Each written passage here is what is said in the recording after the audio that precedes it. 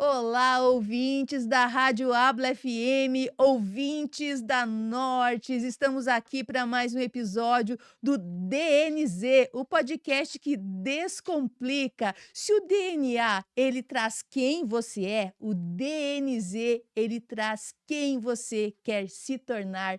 E para abrir os nossos trabalhos aqui, eu sou Roberta da Trindade, estamos com um jogador, um atleta de elite, ele que foi jogador de diversos times no Brasil, começou com o Paraná Clube, passou por Vasco da Gama, Botafogo, também foi para vários times internacionalmente, Japão, Irã, ele vai contar tudo para a gente.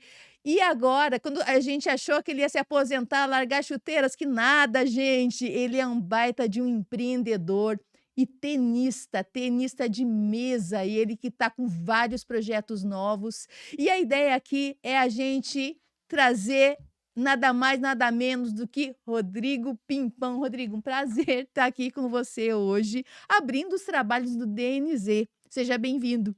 Muito obrigado, eu que agradeço. É uma satisfação incrível estar aqui com vocês, poder contar um pouquinho da minha vida, da minha história, eh, que seja de incentivo para quem está começando, que seja de incentivo para quem está meio que estagnado em algum lugar, pensando no que fazer, e que seja de incentivo também para quem já tem o seu negócio, já tem, e que se espelha em alguém, em alguma palavra que pode servir, né, nesse momento. Então, agradeço o convite de vocês. Rodrigo, eu acredito que você é chamado muitas vezes para falar sobre o futebol, mas eu quero começar um pouquinho diferente. Eu quero começar falando sobre pressão. Você, eu acho que é o rei da pressão, né? Já você, com certeza, quando jogador, você como empreendedor, eu quero entender contigo qual foi o momento de maior pressão, porque às vezes a gente acha assim: "Ah, no futebol com certeza foi o maior momento", pode ser que sim, mas pode ser que não. Quero que você conte pra gente isso. Eu acredito que na nossa vida, né, desde quando a gente nasce, passa por criança, adolescente, fase adulta, a gente lida com vários momentos, né, de pressão, né? Seja em casa, pressão dos pais, seja na escola, algumas pressões de amigos, professores, e depois na vida profissional, as pressões diárias de um chefe, as pressões diárias, né, de uma situação, de alguém que coloque você em alguma pressão. No meu caso, né, a maior pressão que eu tinha realmente era no futebol. Uhum. Acredito que os momentos mais difíceis da minha vida e um dos melhores momentos também estejam vinculados, mas de pressão, aconteceram sim no futebol. E esses momentos de pressão, eles foram em etapas decisivas de jogo ou não? Etapas decisivas. A maioria das pressões assim mais específicas sempre é perante a resultados. Voltado ao futebol, a gente lida com pressões diárias, né? Você tem um jogo no domingo, você tem a pressão de domingo. Na quarta-feira, você tem outro jogo. Às vezes no sábado você tem. Então, são pressões para que você, eu digo diárias, porque você tem que demonstrar a cada dia. Para não acontecer, chegar no dia do jogo, imagine você pressionado, imagine você não conseguindo fazer o que você treinou a semana inteira por Uhum, causa de uma pressão de uma derrota de um jogo anterior. uhum. Então você tem que botar uma pressão maior nos seus treinamentos para não quarta-feira você não correr a mesma pressão do que aconteceu no jogo passado, de uma derrota, da torcida vir e começar a falar um monte de coisa. Sabe o que que eu acho muito interessante na sua carreira como jogador profissional? Porque quando a gente pensa em jogador profissional, hoje cada vez mais jovens, cada vez mais crianças, os olheiros, e você não começou a sua carreira profissional tão cedo. Conta um pouquinho pra gente dessa história, Rodrigo. Exatamente, a minha história ela começa, na odontologia em 2004, onde eu retorno para Curitiba para estudar cursinho, para fazer vestibular para odontologia. Em 2005 eu entro no na faculdade, na Unicamp, fico meio ano na Unicamp, depois transfiro para PUC, é onde meu irmão já estava lá fazendo odonto, então eu fui para PUC, porque já tinha um irmão na faculdade, 2 irmãos, iria mais barato, então meus pais e eu passei também fui transferido para lá, e comecei a odontologia na PUC, achando que minha vida era se tornar dentista. E eu tinha esse sonho, de me tornar dentista. Não tinha o sonho de ser um jogador de futebol. Eu sabia que eu sabia jogar futebol, Aham. mas não focava a minha vida nisso. E meus pais sempre foram bem tranquilos com relação a isso, nunca me colocaram uma pressão no esporte, mas sim falavam que os estudos eram extremamente importante. Então, eu sempre tive em casa um apoio, né, tanto para estudar ou para o esporte. Uhum. Não tinha aquela pressão diária, não, você vai ser atleta, você vai ter que treinar, você. E aí eu estava na faculdade quando surgiu a oportunidade de fazer um teste num time de futsal aqui em Curitiba, chamado Thalia, na época, que um amigo meu estava jogando lá, ele falou: "Ah, vou te levar lá, você foi bem aqui". E assim começou a minha história, foi tudo muito rápido, nesse meio ano eu já fiz o teste no Paraná Clube, Você tinha quantos anos? eu estava com 19 para 20 anos, isso já estamos em 2007, né, então já estava com quase 20 anos, porque eu ia completar 20 anos em outubro, né, então eu estava no início da faculdade, eu tinha 19, e quando eu passei no teste eu estava com 19, era o último ano de juniores, foi quando eu liguei para o meu pai, eu falei: "Ó pai, passei, deu tudo certo, agora eu vou ter que focar aqui no futebol. Posso fazer isso? Querem que eu continue a faculdade? É uma oportunidade que eu estou tendo". Ele falou: "Não, filho, pode continuar, que a faculdade você pode deixar trancada por 2 anos, e depois desses 2 anos, se não der certo o futebol, você retorna para a faculdade sem problema algum. E se não Uhum. der certo depois desses 2 anos, você faz vestibular e volta para a faculdade e tá tudo bem". Um super apoio, né. Exatamente. Então aí ele me deixou mais concentrado, mais focado para me tornar jogador de futebol, foi quando eu larguei a faculdade e segui. Joguei mais meio ano no Paraná Clube e fui vendido para o Vasco com um contrato de 4 anos. Então realmente, assim, ali foi uma virada de chave. Caramba, e aí você passou por quantos clubes, hein, Rodrigo? Quantos clubes nacionais e internacionais? Foram alguns, não? Foram alguns. No Brasil, foram 10 clubes, em torno de 10 clubes, e fora do país foram 5 clubes. São 9 estados, né, e 4 países. Quanto você atribui ao DNA e ao D e quanto você atribui ao DNZ? Porque a gente tá falando aqui, né, DNA, se tinha alguém na família que te inspirou? Porque o DNZ é o treino, né, o quanto mais você se capacita para chegar lá. Quanto você atribui a cada um? Tinha alguém na família que te inspirou a ser atleta?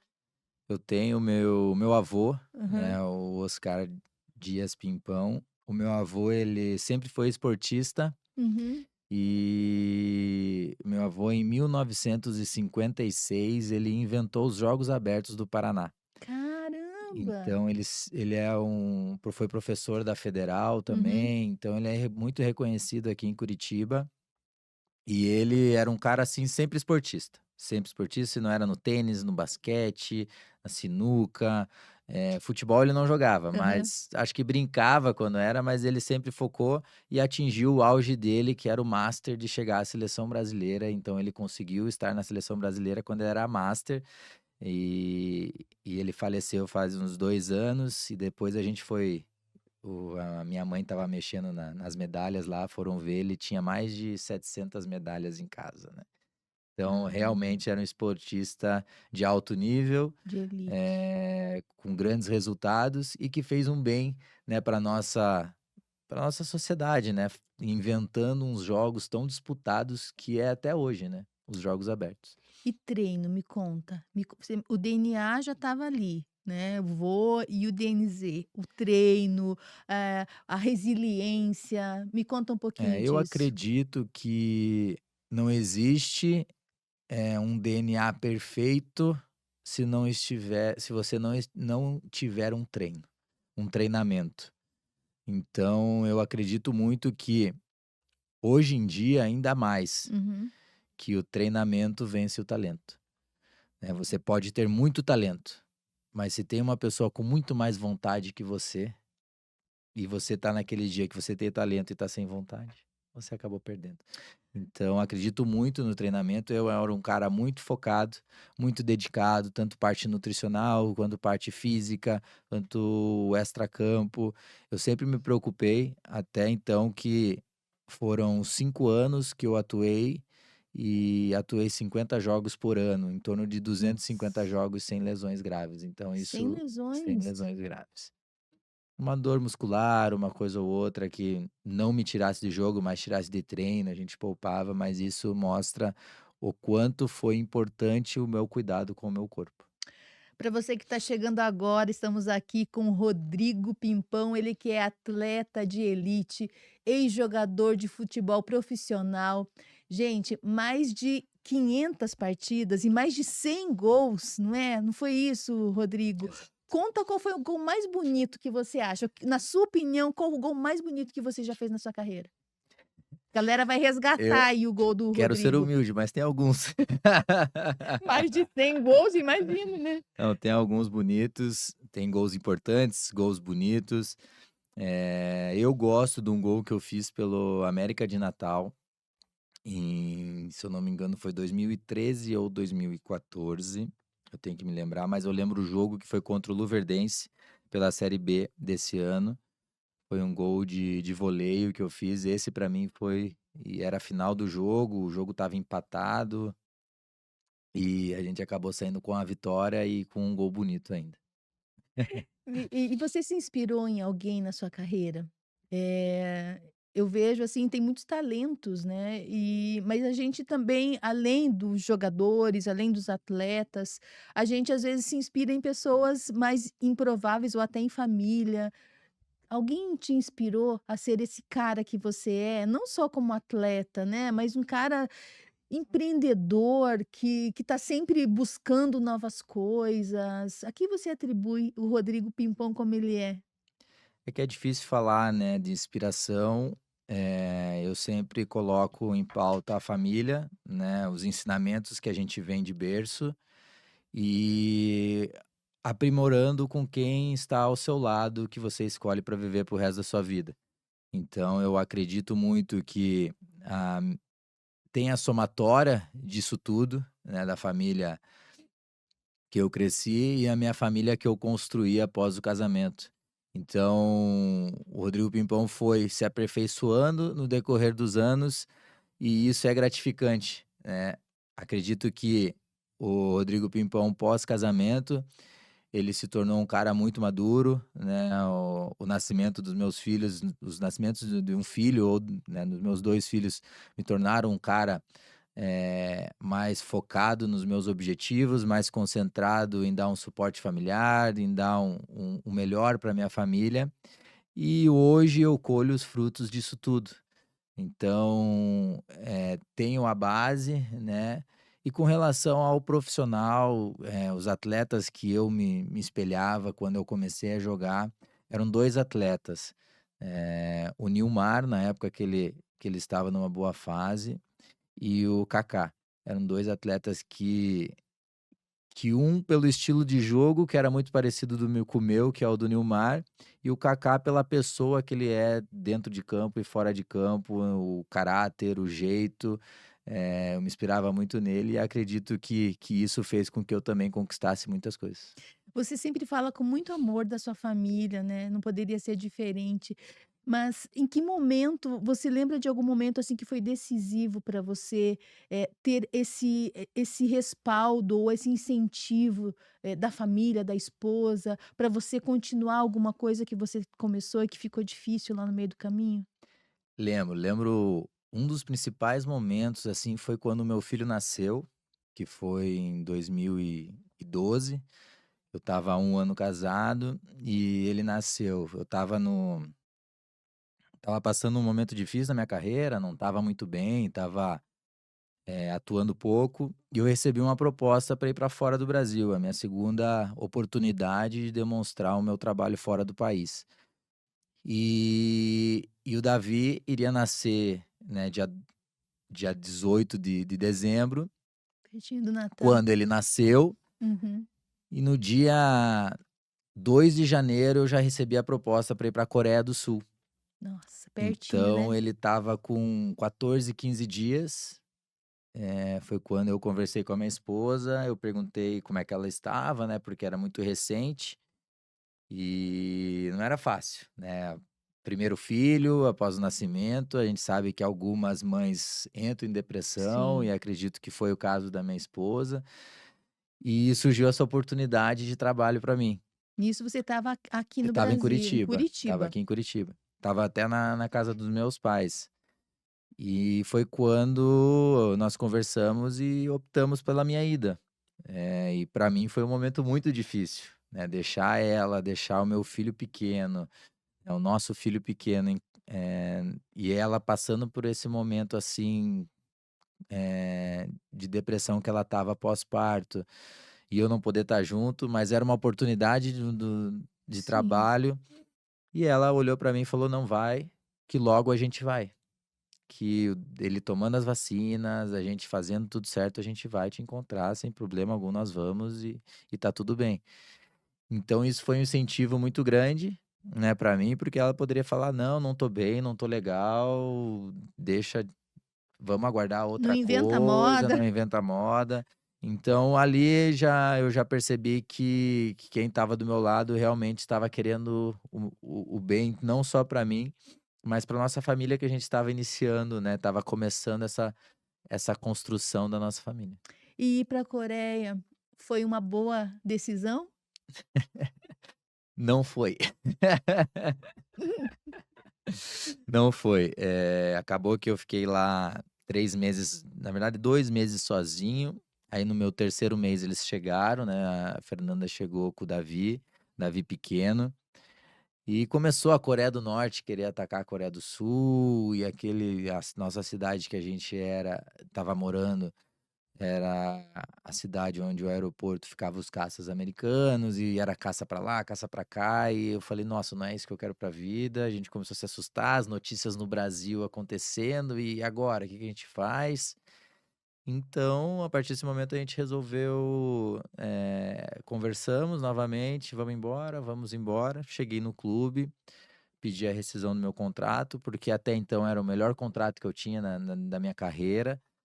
E eles falaram: "Não, tudo bem, sem problema algum, Entenderam o momento entendemos também. o que está acontecendo", me pagaram até mais um mês de contrato, né, para esse mês que eu retornasse para o Brasil eu ficar tranquilo financeiramente, e viemos embora, retornamos para o Brasil. E daqui? E depois? Depois eu cheguei voltei pra a gente voltou para Curitiba, e aqui em Curitiba a gente ficou 2 meses, eu fiquei 2 meses sem clube. Sem clube, porque eu não estava vivendo um bom momento aqui no Brasil, fui para uma oportunidade lá fora, não consegui, né, desenvolver o meu melhor lá fora, retorno para o Brasil como mais um jogador, né, e foi quando surgiu um treinador chamado Roberto Fernandes, que estava no América de Natal, que fez o convite para mim, só que eu pensei: "Pô, América de Natal, estava brigando para cair para a Série C, eu estava no Vasco da Gama, fui para Coreia, né, retornar para brigar para uma Série C, não quero isso, não sei o quê". Daí o Roberto me ligou, conversamos, tal, e aceitei a proposta e fui para esse desafio, que era mais 4 meses de contrato que eu teria lá no clube.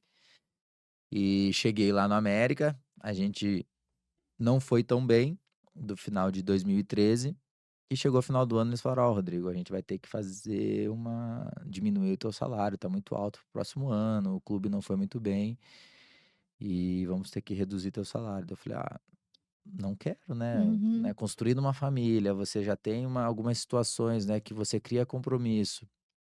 E falei que não, aí conversei com o meu empresário, e ele veio com uma proposta para o Irã. Bem Tudo simples, pertinho, bem bem tranquila. Eu falei: "Cara, acabei fluência no de vir, né, idioma. de uma situação de guerra lá que Uhum. tava, vou para o Irã", daí já começa a vir um monte de coisa na Já cabeça, né, lembrando da experiência também que da eu tinha tido. Coreia, né. Aí cheguei pra minha esposa com medo pra falar com ela, né, como é que vai ser Uhum. agora, né. Falei: "Ó amor, surgiu uma proposta para o Irã, acredito que seja uma proposta muito boa financeira para nós, de tudo que a gente está vivendo agora, o América está querendo reduzir o nosso salário, tal, o que que a gente faz, não sei o quê". Ela: "Ó, eu não vou dessa vez". Uhum. O Davi é muito pequeno, um país que a gente não conhece, um país que tem muitos problemas ainda mais contra mulheres, Uhum, não vou. Se você realmente quer ir e acha que isso vai ser bom, pode ir. E lá vou eu de novo. uhum, Lá vou eu arriscar, né. uhum. Foi quando eu cheguei no Irã, um país totalmente diferente, meu pai foi comigo daí nessa Dessa vez. viagem, Aham. ele ficou um mês lá comigo e retornou para o Brasil. Fiquei o primeiro mês sem receber, o segundo mês sem receber, eu falei: "Ah, tem alguma coisa errada, não quero ficar assim". Aí comentei com ele, falei: "Ó pai, eu acho que não vai dar boa ficar aqui". E era um grande clube, um clube que jogava a Champions League asiática, igual o clube coreano que eu também Uhum, jogava, então uhum. eram grandes clubes. Mas naquele momento estava passando por alguma situação financeira, o time do Irã, que acabaram não me pagando. E aí eu cheguei pra diretoria do clube e falei: "Ó, eu quero se vocês não me pagarem, eu quero ir Vou embora". voltar. Aham. Aí eles falaram: "Não, a gente tá com o teu passaporte e você tem que ficar aqui". Caramba, cara, sério isso? E daí? E aí, nessa situação, eu liguei pro empresário e falei: "Ó, os caras não querem devolver meu passaporte e não querem me liberar para ir embora". Aí no outro dia o diretor chega: "Ó, Rodrigo, conversei com o pessoal aqui, se você assinar esse documento, você pode ir embora". Aí eu peguei o documento, fiz a tradução do documento, tava lá escrito que eu teria que abrir mão de tudo que eles tinham que me pagar, e aí eles me devolveriam o passaporte, eu poderia ir embora. Você ficou refém lá no Irã praticamente, né? E como a América de Natal me queria de volta, porque daí o América começou o ano meio mal, eles queriam eu de volta, eu liguei para o América e falei: "Ó, tô com a situação aqui no Irã tá assim, vocês querem que eu volte, eu volto, mas a condição minha é essa para acertar com vocês". Eles aceitaram e acabou que ficou tudo bem, eu retornei para o Brasil e voltei para o América. E olhando toda essa trajetória, que você passou, a gente olha os louros muitas vezes, né. Cara, o cara foi campeão assim, assado. Mas olhando para trás, né, o Rodrigo Pessoa, o que que você tirou de aprendizado de tudo isso? Eu acredito que tomadas de decisões, foi o principal chave, assim, que eu tirei de todas essas situações que eu passei. E as tomadas de decisões que eu fiz foi por financeiro, e não foi por vontade, não Uhum, foi por, família que: "Ah, não, vamos todo mundo", não, foi sempre relacionado ao financeiro. Então o que que eu tirei disso? Que às vezes nem sempre, né, a questão financeira vale a pena. uhum, Às vezes você ganhar um pouco menos, mas estar num lugar onde você quer, você uhum, consegue conquistar o financeiro que você iria receber lá na frente, porque você trabalha com vontade, você trabalha com dedicação, você trabalha com força, você acorda feliz para ir trabalhar. Você uhum, vai com aquela: "Não, hoje, pô, eu vou trabalhar". Eu acordava lá assim: "Não, eu tô aqui, é o meu maior salário, mas eu tenho que ir, uhum. não é o porque eu quero". Sim, e hoje você vamos cortar para agora empreendedor, né, a tua fala ela traz muito do Rodrigo empreendedor. E em que momento você percebeu, assim, porque quando você voltou, você largou o futebol, você pensou em concluir a odontologia em algum momento ou não? Não, Não pensou, mas você abriu uma clínica de odontologia, não foi? foi. Exatamente. Como que surgiu aí o empreendedorismo na tua vida? Você já imaginava que depois que você se aposentasse você iria se tornar empreendedor? Aconteceu paralelo? Como que foi? Foram muitas coisas, né, que começaram a se ligar, a se juntar. Uhum. Lembrando só uma situação do Irã, que quando eu retorno para o Brasil, a minha esposa me chama e fala o seguinte: Hum. "Você foi para o Irã, não recebeu, agora você retorna para o Brasil, para o clube que você estava. Se você não fizer o teu melhor nesse clube agora, a tua situação pode ficar bem pior", Aham. né, porque eu não estava bem profissionalmente, foram 3 clubes que eu já vinha picado em 5 meses, que é a situação. Daí Eu falei, nossa, eu corri numa pressão agora e chego em casa, tenho essa pressão pra Olha, pra seguir. eu arrisco dizer que o seu medo foi maior agora do que no Irã. E ela falou bem assim: "Você vai ser o artilheiro, você foca em ser o artilheiro do América nesse ano, que você tá retornando". Eu não fui o artilheiro, mas fui o vice. Então, ajudou muito Ajudou. E se nessa ela situa soubesse, ela tinha feito isso antes. nessa situação. Bom, agora retornando para a fase ali do empreendedor, o que aconteceu? Eh, Quando eu estava no Operário de Ponta Grossa, que eu estava próximo de Curitiba já, eu já comecei a estudar administração, a pensar que eu teria que administrar alguma coisa quando eu parasse, Uhum, que eu não queria ficar mais no meio do futebol. Ser empresário, ser treinador, ser auxiliar, eu queria, coisas novas. uhum, Eu sou aquele cara desafiador, eu gosto de novos desafios, né, uhum, então eu sempre busquei novos desafios, né, na minha vida. Quando uma coisa está começando a caminhar, eu busco uma nova coisa para fazer. Então eu gosto de novos desafios. E minha esposa retornou aos estudos de odontologia, ela também é formada em odonto, ficou parada por todo esse tempo, né, que estava comigo, e quando começou 2020, 2021, ela retornou aos estudos da odontologia para voltar a atuar na odontologia assim que eu começasse a parar. E a nossa ideia era, né, a ideia dela seria abrir uma clínica. uhum, Eu falei: "Não, eu vou com você, a gente vai e abre". E quando eu resolvi parar, ela já estava com os cursos atualizados, já estava atendendo em alguns lugares. Eu conversei com meu irmão, que é dentista, já tem a clínica, aqui em Curitiba, o negócio dele já anda, ele estava com alguns sócios uhum, e conversa vai, conversa vem, ele falou: "Pô, por que que você não entra de sócio aqui comigo na clínica? A Fernanda tá atuando, a gente coloca ela, faz um consultório para ela atuar, tudo". E assim foi. Daí uhum. eu entrei na clínica de sócio e ela começou a atuar, Foi a sua primeira empresa? foi a primeira empresa.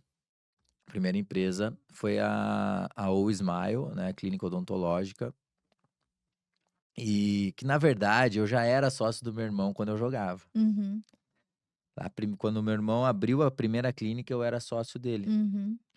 E com o passar dos anos, eu falei pra ele: "Pô, brother, não tenho mais esse vínculo assim, né, não consigo dar a atenção necessária pra clínica. Eu vou te dar a minha parte", né. Então eu dei a minha parte pra ele, e agora eu recomprei. Além da clínica, conta mais. Eu sei que você, tem a academia aqui em Curitiba, que bomba, né, muita gente querendo também, até acho que por conta do seu nome, por ser um Sim. atleta de elite e por sua administração também. Me conta um pouquinho aí como chegou a academia na sua vida. Aí após a clínica, eu estava na clínica, eu falei: "Ah, não é o meio que eu quero", né. Eu sou do esporte, fiquei 16 anos lidando com alta performance, né, com área de saúde, apesar que odontologia é área de saúde, mas é um outro tipo de saúde, né. Então, eu acredito que a minha vontade estava mais para o outro lado. Uhum, E quando surgiu a oportunidade da Uplay, Bacaxiri. Era uma região onde a gente mora, eu uhum, estaria próximo de casa, uma logística de trabalho para a família muito mais fácil da onde a clínica que que eu estava, e também por eu, né, estar num meio onde, lidava com esporte, tinha né, tudo a com ver, alta né. performance. Uhum, E essa oportunidade aconteceu em uma semana.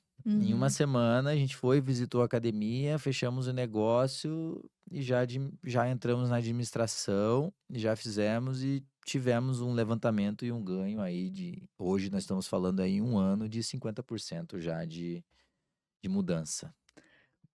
Quantos alunos? Hoje, totalizando todos os planos que a gente, né, fidelizado, é o Hub, Total Pass e os planos de academia, nós estamos falando em 2.200 pessoas. Muita gente. Até deu uma engasgada aqui. Ô Rodrigo, e agora, mais recentemente, tênis de mesa, né. Você foi que já está jogando com o seu filho, que eu achei quero que você conte um pouquinho dessa trajetória, que muitas pessoas conhecem o Rodrigo Pimpão jogador, o Rodrigo Pimpão empresário, e agora esse viés do tênis de mesa, como surgiu?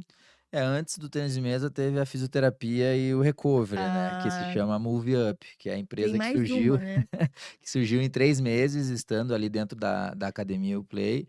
Eu vi a necessidade das pessoas terem um atendimento de recuperação e de fisioterapia de alta qualidade e alta performance, que é o que eu tinha nos clubes de futebol. Uhum, Então, eu comecei a empresa Move Up, que hoje, está lá com a fisioterapia, com a recuperação, sauna, banheira de gelo, as botas de compressão, bota de gelo, bota de LED, todo o trabalho de fisioterapia, uhum. liberação, massoterapia, a gente tem lá. De alta para atletas de Para alta atletas de alto rendimento e para atletas rendimento. de finais de semana também, Aham. e para os alunos da academia, que hoje tem muitos alunos da academia que estão fazendo muitos trabalhos lá de preventivos, que Uhum. fazem prevenção de lesão, que estão com uma dor, alguma coisa assim, a gente tem, né, isso lá dentro da Uplay. E o tênis de mesa veio por uma paixão, né, uma paixão minha de criança, que eu competi, era campeão estadual de Santa Catarina, competi brasileiro, e depois veio o futebol. Então, vem lá de criança, e meu filho começou a gostar do tênis de mesa.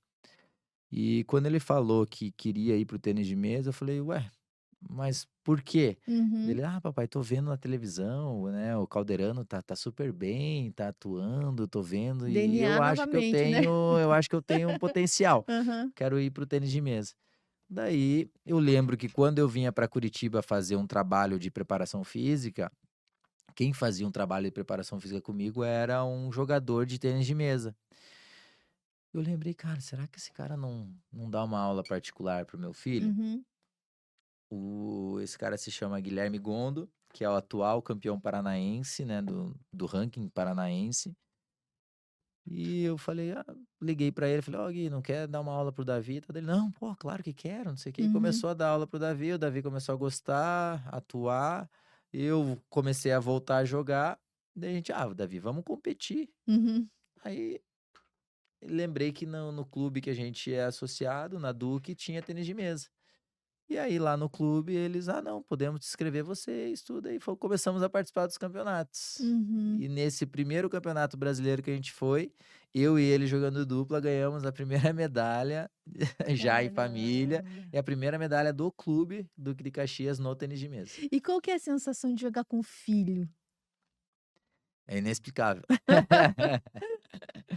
É inexplicável porque eu comecei a receber, né, conselhos dele. Coisas que a gente sempre se preocupou em dar conselhos aos nossos filhos. Então, como meu filho sempre vinha treinando mais que eu, porque eu cuidando das empresas, sem tempo para treinar, eu estava mais, né, focado nos negócios. Ele vinha no jogo: "Pai, você tem que bater na bola assim, não sei o quê, e tal." Eu falei: "Tá bom, pode deixar, eu vou fazer assim." E dava certo, né, então Uhum. isso mostra, né, o quanto, né, os ensinamentos que a gente dá também, né, pai para filho lá no início, né, para que pra vivência dele, né, ele tá levando isso para o esporte, tá trazendo isso, né, no seu dia a dia. Eu sinto ele um menino muito mais maduro hoje no tênis de mesa, no esporte, porque o tênis de mesa, ele é totalmente diferente do futebol. Uhum. Né, o tênis de mesa é um esporte individual, é um esporte que a cobrança é com ele mesmo, não tem como ele transferir uma responsabilidade, se ele errar foi ele que errou, se ele, acertar aquele ponto foi mérito dele, ele que quis fazer aquilo, então é uma situação, assim, que trabalha muito o mental da criança, é o esporte individual. A gente meio que está se encaminhando para o final aí da nossa conversa, mas eu gostaria que você, com toda a propriedade de quem já se mudou muito, de quem já, teve momentos felizes, momentos tristes, como todos nós, né. Mas eu gostaria que você deixasse uma mensagem para aquela pessoa que está passando por um momento bem desafiador, né. Você como um cara que é vitorioso, que é vencedor, eu quero que você deixe essa mensagem para os nossos ouvintes, eh, uma mensagem que vem do seu coração para essas pessoas que estão nos ouvindo. A sua câmera é essa. e a palavra é toda sua. Eu tenho uma frase que eu carrego comigo, que é sempre acreditar. E isso desde quando eu comecei no esporte, que eu virei atleta profissional, eu levo comigo em todos os meus pré-jogo, nos dizeres que eu sempre que tinha que acreditar. Então, você que tá aí assistindo, você que não acredita que as coisas são possíveis para você, não acredita que você é capaz de fazer o que você tem para fazer. Você tem um sonho, você tem um objetivo, você tem um foco. Só basta você querer e você acreditar que será possível. Então, pare nesse momento, pense exatamente no que você quer fazer. Você quer chegar no alto nível? Você quer conquistar os seus objetivos ou você quer desistir? Então agora a decisão é tua. Eu acredito. Então você sempre tem que acreditar. Essa mensagem ela atravessa bastante a gente, né, porque em quantos momentos da nossa vida a gente, poxa vida, tá ali, a gente não vê uma perspectiva, né, Rodrigo, de como sair daquela situação, de como lidar. Eu acho que você é um exemplo muito, na prática ali, né, errando, acertando, e hoje você é um exemplo para muita gente e agora, inclusive para a nova geração, modelando um novo esporte, junto com o filho, então eu acho incrível. E a gente tá aqui, trazendo, né, personalidades, pessoas que a gente admira. Você é um speaker nortes também, né. Eu quero o que que você imagina, assim, o que que você pensa quando você pensa na sua trajetória? A maior lição de vida que você teve, eh, que você possa linkar com o mundo dos negócios? Assim, eu não fui um dos melhores, né, e eu não sou o melhor. A cada dia que eu acordo, a cada dia que eu penso, né, o que que eu tenho para fazer, eu eu foco que é possível. Uhum, Então cada dia para mim é um desafio. Eh, Tem 3 momentos no meu dia que são os melhores momentos da minha vida. E ontem lá em casa, ocorreu isso, que é poder acordar e levar meus filhos para a escola. Eu levo primeiro o Davi, volto para casa, busco a Manuela, levo a Manuela e volto para casa e vou passear com o cachorro, né. E quando eu acordo, a minha esposa já deixou tudo preparado. uhum, Então, isso mostra a força da família e do momento o momento mais importante para mim que é esse, de estar com meus filhos. uhum. Ontem a gente estava jantando e eu peguei o nosso dia, de 0 horas até as 23 horas do dia. E coloquei para eles quanto tempo que a gente fica junto nesse dia. E só deram 2 horas. O restante das horas tá na escola, tá dormindo, tá fazendo uma atividade. Isso é ruim? Não, porque eles estão aprendendo. Mas no momento que a gente tá junto, essa era a mensagem que eu queria passar para eles. No momento que a gente tá junto, que às vezes é sempre no jantar, no almoço, é pra gente curtir aquele momento. É perguntar, conversar, tirar dúvidas e falar. É difícil eu sentar num sofá e ficar abraçado com meu filho, porque a gente não tem tempo. E a É, gente sabe que o nosso tempo é o aproveitar cada segundinho quando é, tá junto, né. exatamente. Então eu acredito, assim, que hoje, para levar isso tudo para os negócios, o que que eu falo, o que eu penso? Que é possível. Eu não entendia de academia, Uhum, eu não entendia de clínica odontológica, eu não entendia de fisioterapia, eu não sou fisioterapeuta, eu não sou um profissional de tênis de mesa, uhum. mas eu acredito que aquilo ali vai dar certo. E eu vou buscar de tudo o melhor, fazer da melhor forma para que dê certo. E se não der certo, tá tudo bem, não deu certo. Com essa mensagem, Rodrigo, me despeço de você, agradecendo muito pela sua presença aqui, por todas essas palavras encorajadoras, por toda a tua história e por tudo que você representa também para o Brasil, como um atleta que trouxe muitas alegrias aí pra gente. Obrigada por ter vindo. Eh, Quero agradecer você pela sua audiência. Se algo nessa conversa te impactou, já segue a gente lá no YouTube. A gente acredita aqui na DNZ que intenção sem garra, sem força, não é nada. Então, vamos lá com muita garra, com muita força, fazendo o que tem que ser feito, porque o DNA define quem você é, mas o DNZ define quem você será. Até o próximo episódio. Tchau, gente.